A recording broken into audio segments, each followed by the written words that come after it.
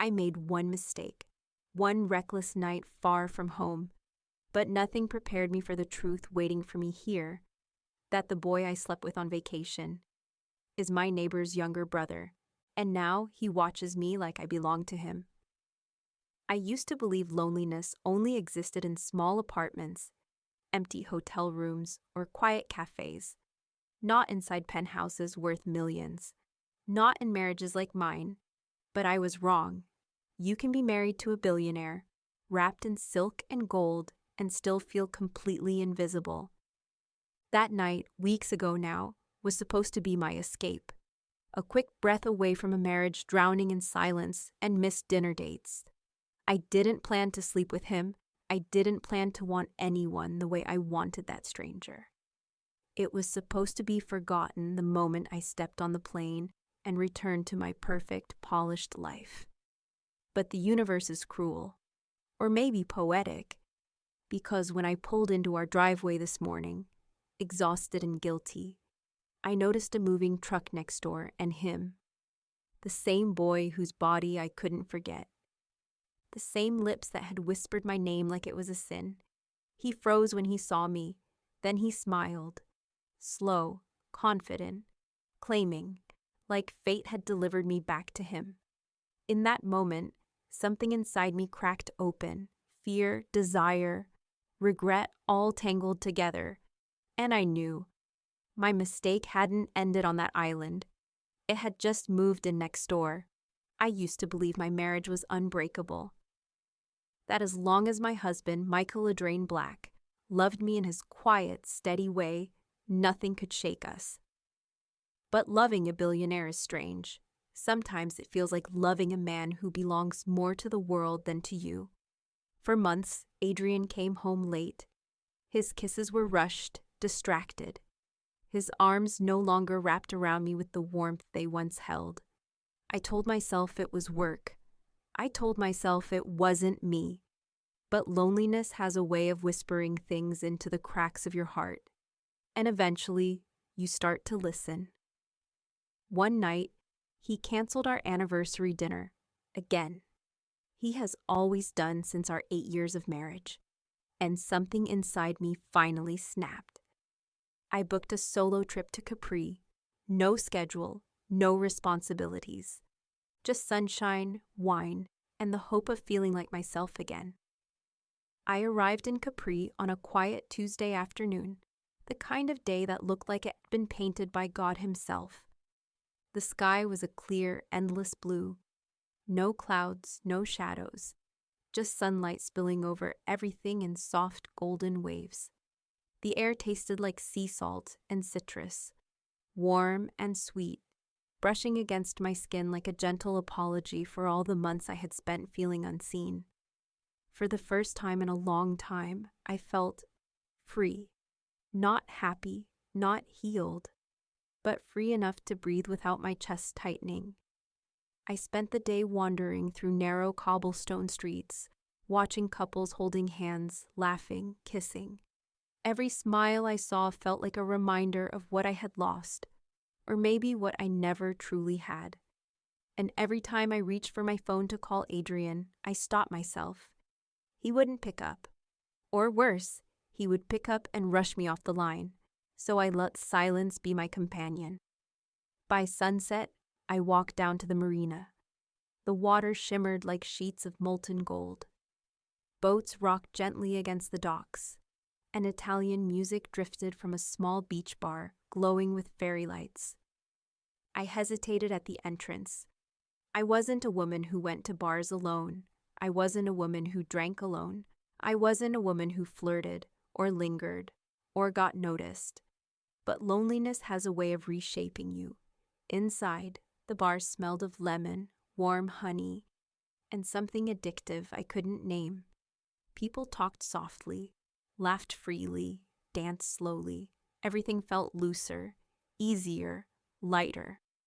I sat at the bar, ordered a soft rosé, and told myself I was only there to enjoy the evening. But then, I saw him, Liam. He walked in like he was the reason the lights existed. Tall, sun-tanned, with dark blonde hair still wet from the sea and a smile that made heat pool low in my stomach.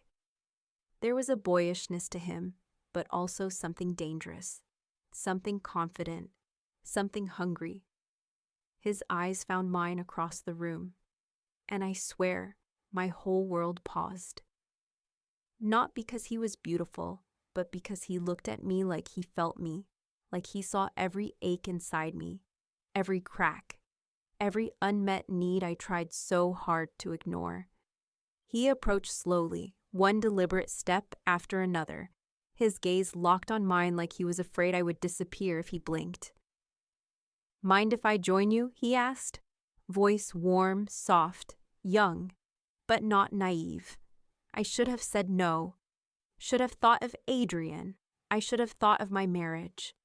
But the truth was, my heart had been starving, and Liam's presence felt like the first taste of something sweet after months of bitterness. "I don't mind," I whispered.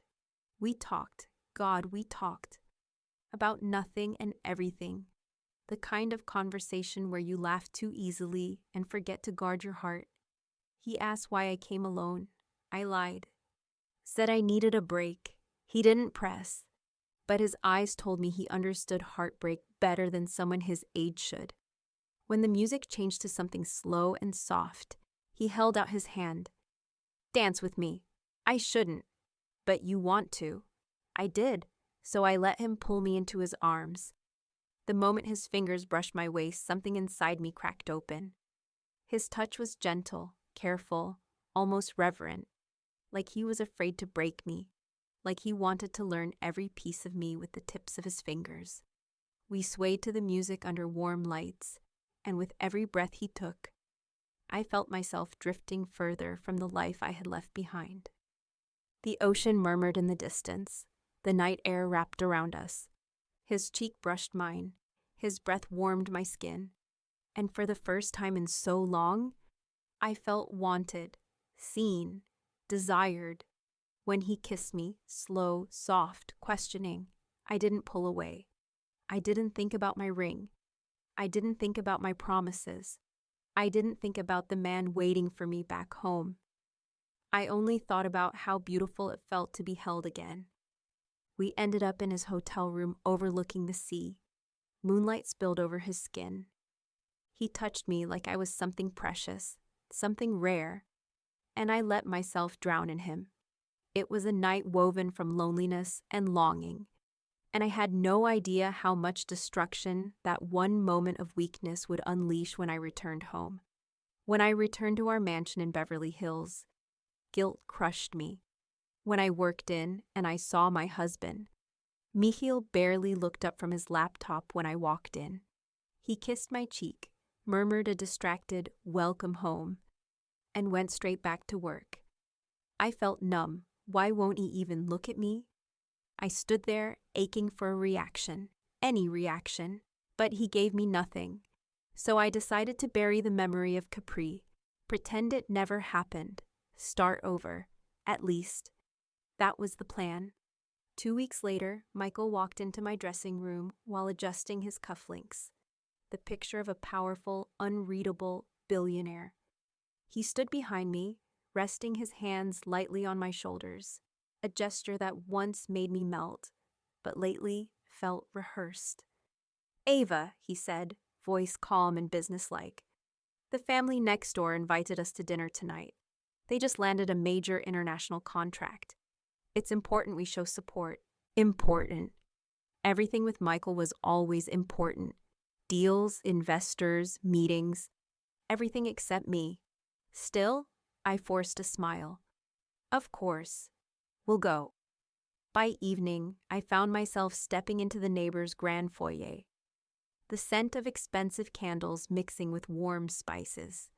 Their home felt inviting, something mine hadn't felt like in a long time. I kept my hands clasped, trying to quiet the small storm inside me. Lately, I had been living with a secret that pressed on my chest every night, a one-night mistake that haunted me more with each passing day. Our host guided us toward the living room. Michael walked ahead, confident and composed. I followed, until my steps faltered, because sitting at the far end of the room, laughing with their son, was him, Liam, the man I should never have touched. The man I should have left behind on that island, the man I had desperately hoped to never see again. His laughter stilled the moment he saw me. His smile shifted, slow, familiar, devastating, and in his eyes, I saw recognition, I saw desire, I saw possession.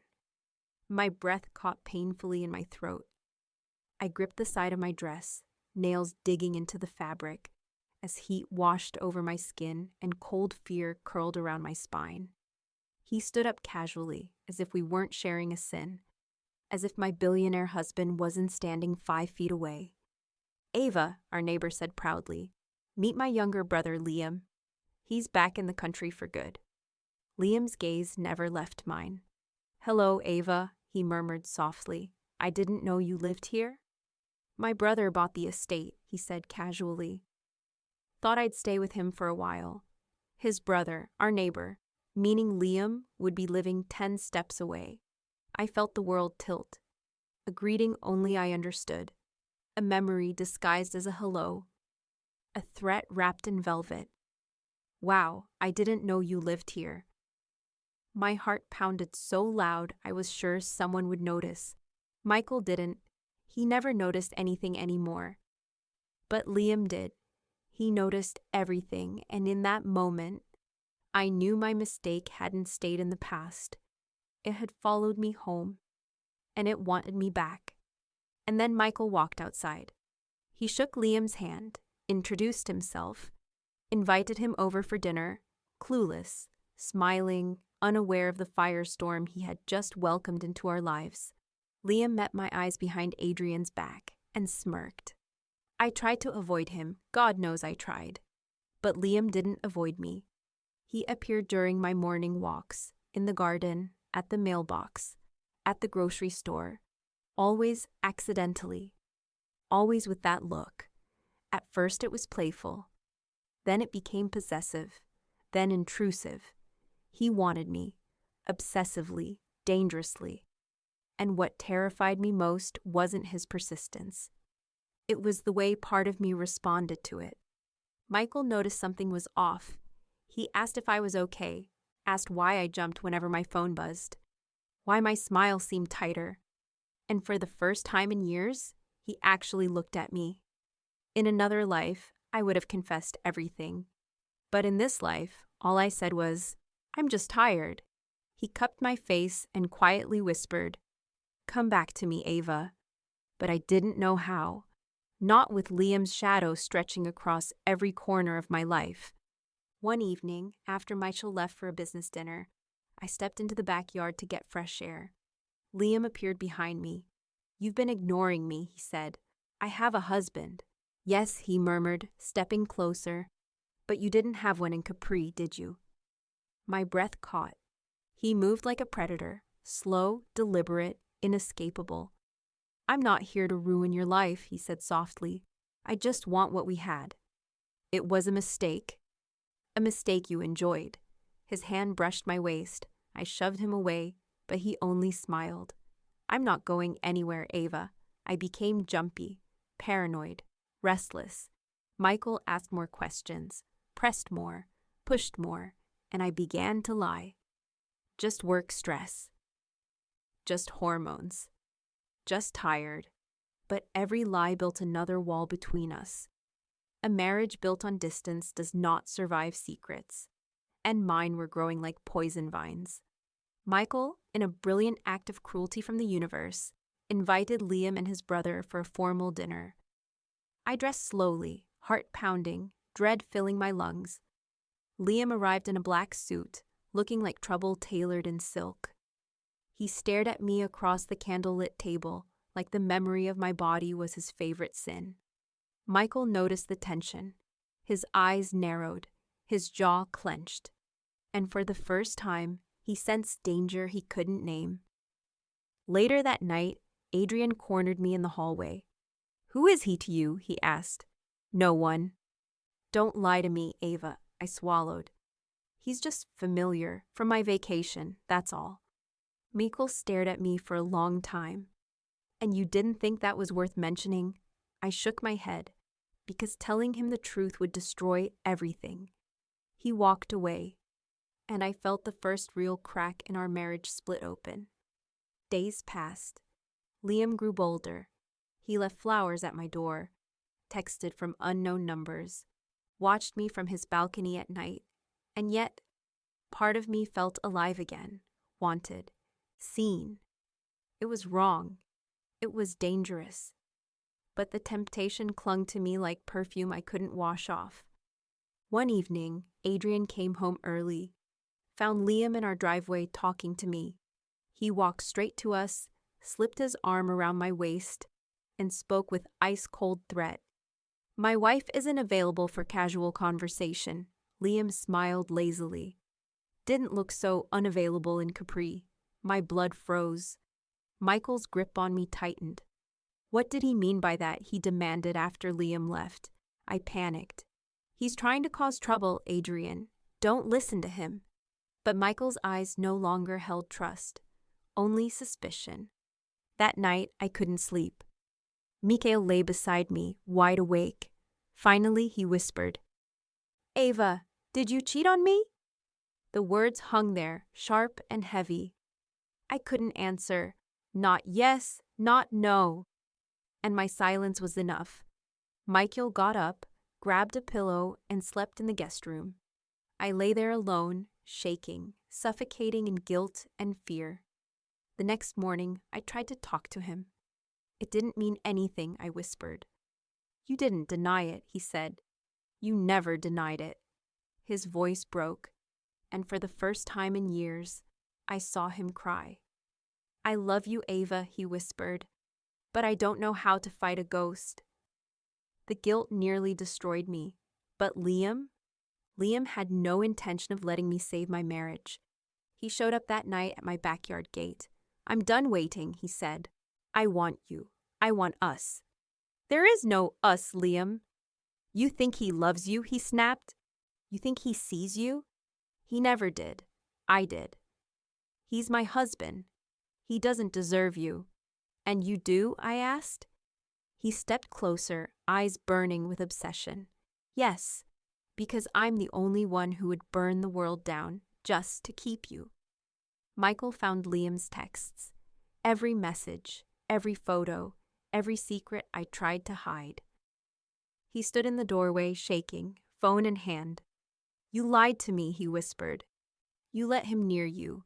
You let him think he had a chance. I never wanted this. But you let it happen. He walked out before I could reach him, and I realized I was losing both men, one I wanted to forget, and one I couldn't live without. Mikhail confronted Liam at the neighbor's house. I arrived just in time to see it. Mikhail shoved him. Hard. Stay away from my wife, he growled. Liam only smiled. You can't compete with something she already wanted. Michael swung, the punch landed. Liam staggered back, but his smile remained. She'll choose me, he whispered. She already did. Mikhail turned away, disgusted, heartbroken, and my world fell apart. That night, I sat alone in the living room. 2 men, 2 mistakes, 2 different kinds of love. One built on years of shared dreams. The other built on one night of forbidden fire. I knew what I had to do. I walked into the guest room. Michael looked at me, broken and exhausted. I choose you, I whispered. He didn't answer. He simply pulled me into his arms and held me like he was afraid I would disappear. We started couples therapy, hard conversations, painful truths, tears, arguments. But something real began to grow between us again. Meanwhile, Liam's brother kicked him out of the estate. Too much trouble, too much obsession, too many lines crossed. On the day he left, he stood across the driveway staring at me. You'll regret this, he said softly. You'll remember what we had. Liam, I whispered. I already regret everything. His expression shattered, then hardened. Goodbye, Ava. He walked away. Some obsessions don't fade, but some marriages can survive anything, even the sins we never meant to commit.